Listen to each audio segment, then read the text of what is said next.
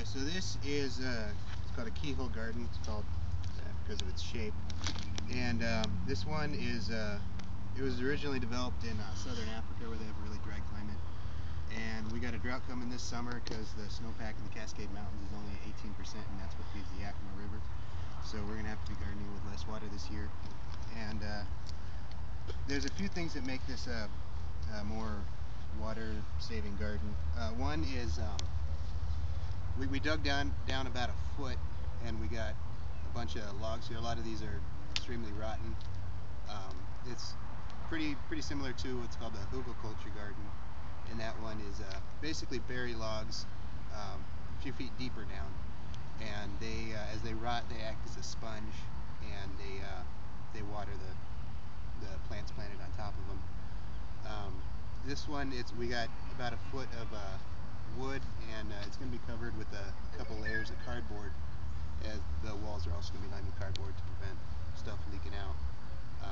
But because this isn't it's not a solid pack, we're also packing it with the roots of the grass that we had to tear out from our various plots. We got different kinds of wood here. A lot of it's fresher sticks and some more rotted stuff and some stuff in between. The rotted ones are the ones that have already absorbed a lot of their nitrogen, and they will be releasing it into the soil. The newer ones, as they break down, they do what's called nitrogen immobilization. It ties up nitrogen to decompose things, so that's why you don't want to mix fresh vegetable matter in with your soil, because it'll tie up the nitrogen and deprive the plants. Same goes with wood. But we're going to be putting a lot of human urine on here, and that's high in potassium, phosphorus, and nitrogen, so it kickstarts the decomposing process, so that should take care of the nitrogen problem.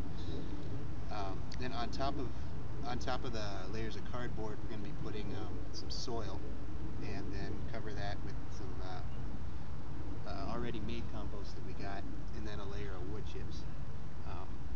This thing here is the compost basket, and what this does is, we're going to cut it down shorter, but you put the fresh vegetable stuff in here, and as it decomposes, and you water through here too, as it decomposes, it sends the nutrients out into the soil, and that is your fertilizer.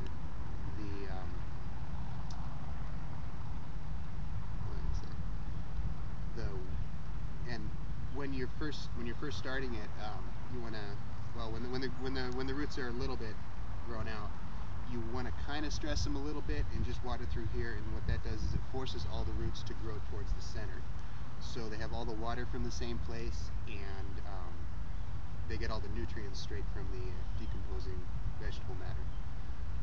On top of the soil, of course, the compost, and then we're going to cover that with a layer of wood chips.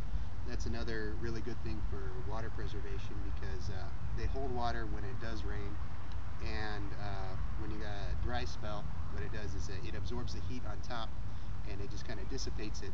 So it's not like when sun is on open earth that's wet. What it does is the ground acts as just kind of like a wick, and it just evaporates all your water. And the wood chips kind of prevent that. And they also do, as they break down, they release their own nutrients into the soil, so it acts as a fertilizer and as a real strong mulch.